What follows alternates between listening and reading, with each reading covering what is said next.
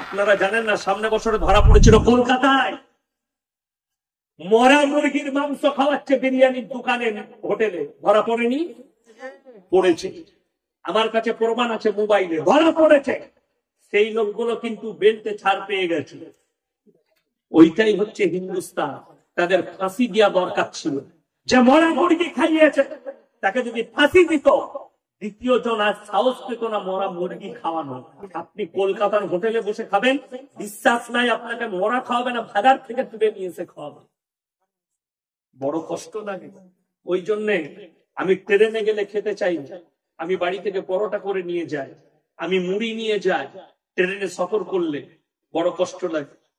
কি বুঝলেন? ফার্স্ট ক্লাসে, আমি বেশিরভাগ ফার্স্ট ক্লাসে মুম্বাই যাই। মুম্বাই ফার্স্ট ক্লাসে গেলে ঈদের পরেই টিকিট আছে, আমি ফার্স্ট ক্লাসে যাবো, একদম A1 একটা সিট, একটা রুম।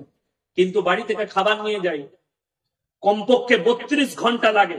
খাবার শেষ হয়ে গেলে আমি ট্রেনের খাবার খাই। এই জন্যই খাই না।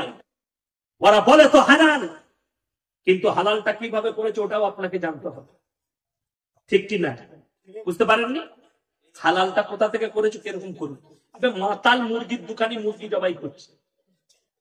শুধু তাই নয়, একাই ধরে এরকম করে জবাই করে এরকম করে ভরে দিল।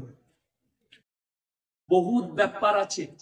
এই মৌলবীরা পাগল হয়ে যায়নি, আমরা খেপে যাইনি যে ভুলবো কিনি। শুনে নেন, এই যে রওনক গুলো দেখছেন, এই রওনক গুলো এমনি নাই। আমরা রাস্তাঘাটে চললে কোরআনে আছে, শুনে নেন। এই মৌলবীদের পাশে এই জন্য থাকবেন, ইন্নামা ইয়াখশাল্লাহু মিন ইবাদিহিল উলামা। আমার নবী আর পয়গম্বরের পরে আমাকে যারা রীতিমতো ভয় করে তারা হচ্ছে এই উলামা সম্প্রদায়। জোরে বলুন সুবহানাল্লাহ।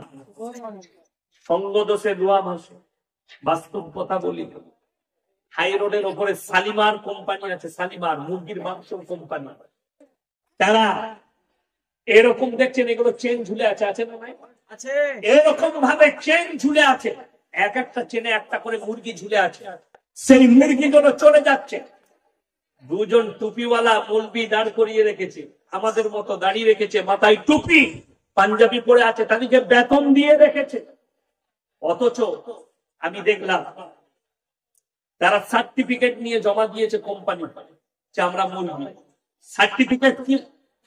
আপনাকে বলে দিই, আমাদের দেশে ইমাম ভাতা হয়েছে না হয়নি? সরকারের ইমাম ভাতা হয়েছে। এমন লোক আছে মৌলবি নয়, তাকে মৌলবির সার্টিফিকেট জমা দিতে বলেছে। অনেক মাদ্রাসাওয়ালা লিখে দিয়ে দিয়েছে আমার মাদ্রাসা থেকে মৌলবি হয়েছে, ঠিক কিনা? মিথ্যা কথা, মিথ্যা। তো ওই রকম কেরকছেন, সেই ছেলে দুটো দাঁড়িয়ে আছে, চেনেতে মুরগি ঝুলে চলে যাচ্ছে।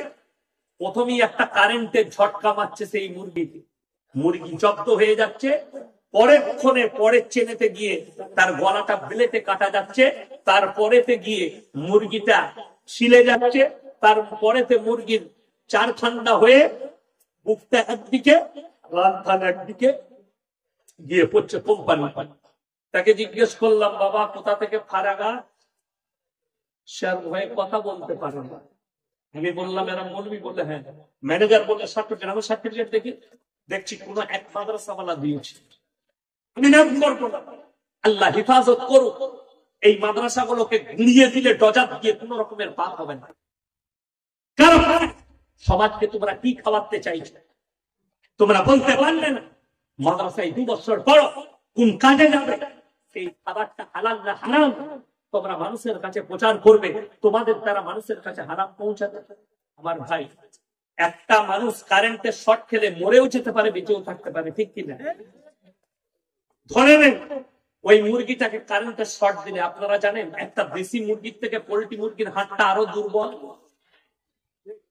দুর্বল না দুর্বল নয়? দুর্বল।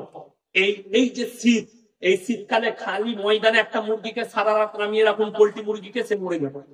কিন্তু একটা দেশি মুরগি মরবে না। দুটোর মধ্যে হাটের শরীরের পার্থক্য আছে, মাংসেরও পার্থক্য আছে। শুনেলেন, কারেন্টের শর্ট দেওয়ার পরে এই মুরগি মারা যাচ্ছে, কোনটা মরে যাবে, কোনটা ভালো থাকবে, সবটাই চলে যাচ্ছে, মরাটাও চলে যাচ্ছে আর জীবিতটাও চলে যাচ্ছে। এরপরে আপনার কাছে আরামটা পৌঁছাচ্ছে না, হালালটা আপনি এরপর ভেবে দেখে, আপনি যে 5 স্টার হোটেলে খাচ্ছেন, আমার নবীজি বলেছেন হাম্মাম, হাম্মাম মানে হচ্ছে তাবদীল হয়ে গেছে। 5 স্টার হোটেল গুলোকে বোঝানো হয়েছে এগুলো হাম্মাম, মানুষের ঈমান নষ্ট করার জায়গা। যেখানে হালাল বলে আপনাকে খাওয়াচ্ছে সেখানে হালাল নাই, আপনাকে নিজের হাতে জব করে খেতে হবে। জব। আমাদের এলাকায় একটা হোটেল আছে, আমার কখনো যদি ইচ্ছা যায় যে চিকেন তন্দুরি খাবো, তখন আমি নিজের হাতে জব করি। কি করি? নিজের হাতে জব করি। এটা বানা, রাতের বেলা এসে নিয়ে যাব। রমজান মাসে আমি ছেলে পাঠাবো, রাতের বেলা আমি যেটা জবাই করলাম এইটার বানাবি, তোদেরটা নেবো না।